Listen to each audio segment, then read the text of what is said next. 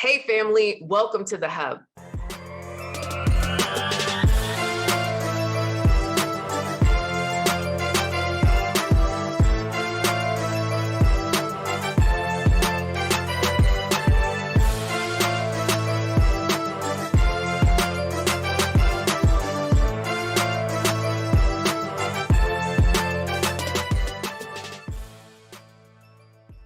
So today on the show, I really wanted to talk to you about the Tinder Swindler. So this is one of the hottest news shows on Netflix. I am seeing so many memes, so many videos. So I finally said, all right, let me go and watch this show. So let me tell you about the premise of the show.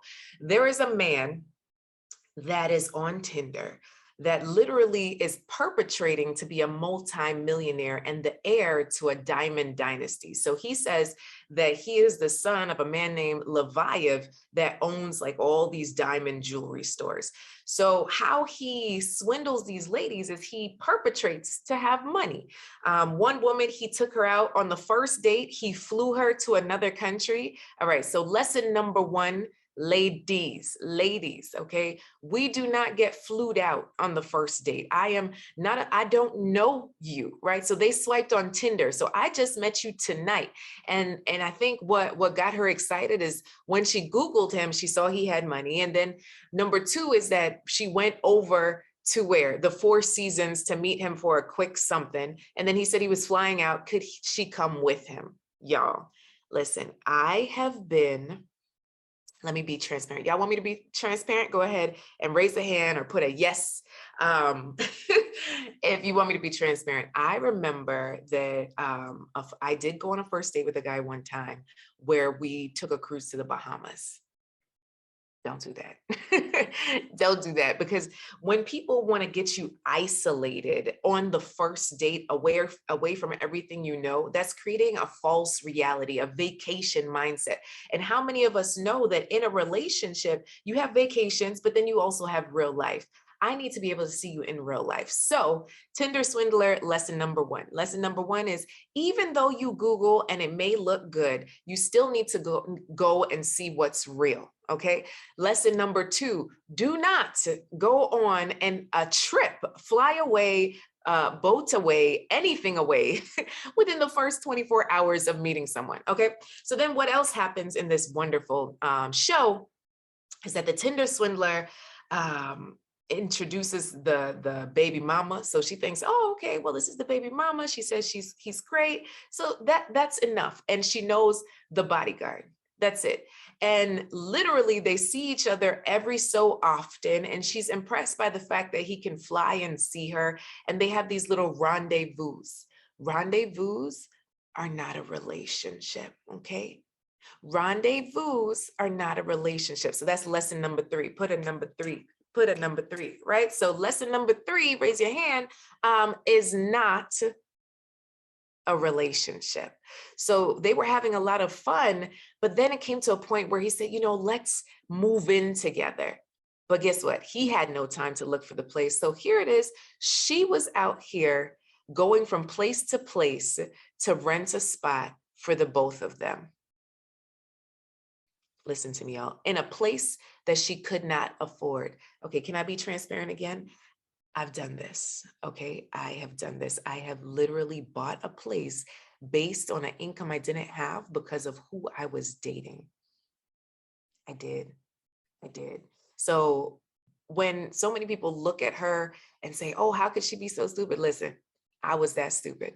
But we learned the lessons, right? We don't have to live through this in order to learn the lessons. So learn vicariously through me and homegirl, and say to yourself, if I, as a single person, cannot afford this, maybe, just maybe, we don't move into this place. The place that she was choosing was $15,000 a month, and homie did not have that money.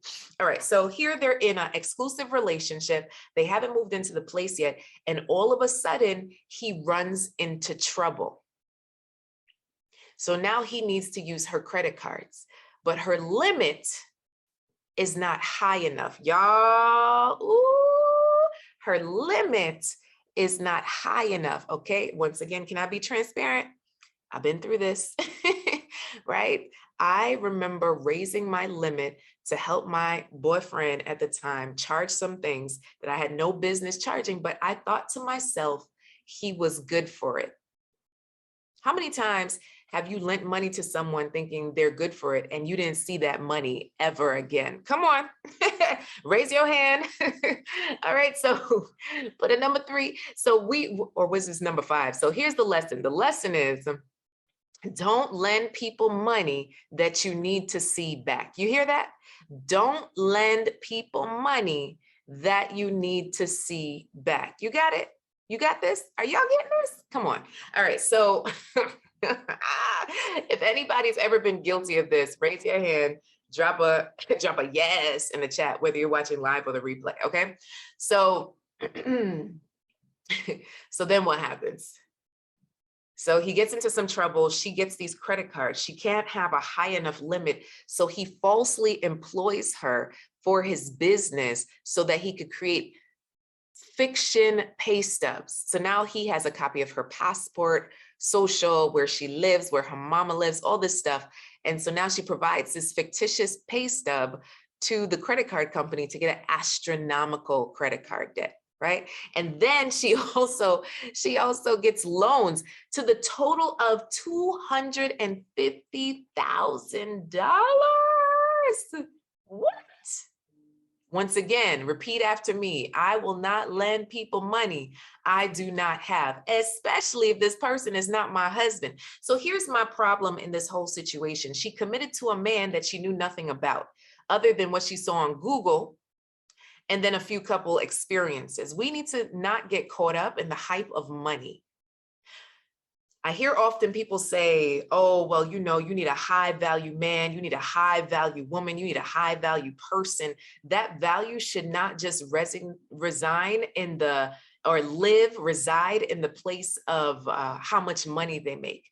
Because at the end of the day, someone can lose it all. Do you still want to be with that person if they have no money? Can you live in a hut with them on the side of a street or the side of a beach?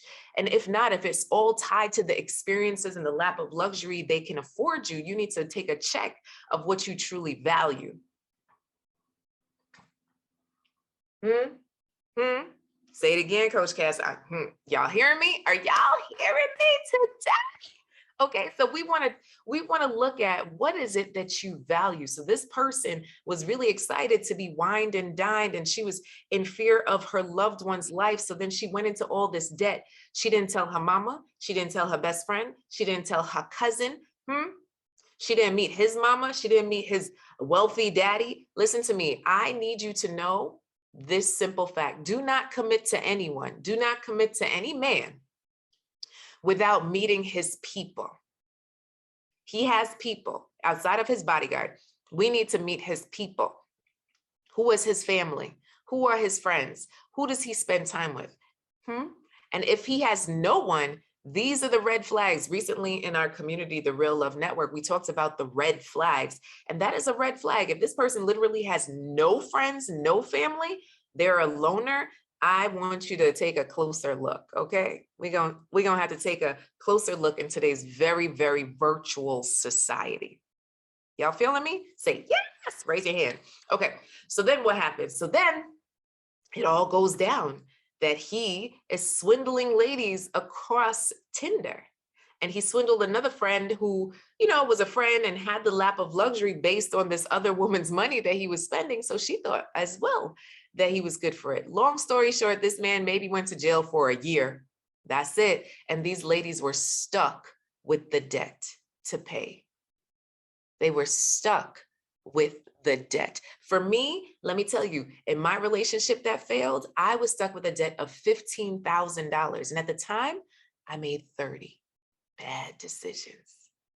Bad decisions. Have you ever made a bad decision? Raise your hand or drop yes, bad decisions in the chat, right? So I want you to be very clear, family, that when we start to look at other people's transgressions, we're going to learn from them, right? So here we are learning in the Tinder Swindler. 1, don't get flued out too quick, right? Unless you're looking for just a good time. Don't commit unless you meet his people. We got to have experiences. 3, don't spend money you do not have, period. Y'all got that? Good.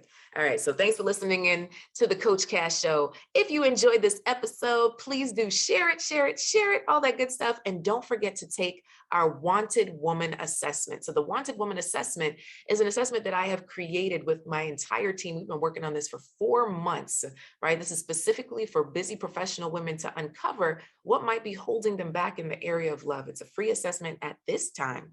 So go ahead to wantedwoman.com and take the assessment. And after that, book a call so you can find out what it really means. All right, y'all. I'll see you on the next session and the next show.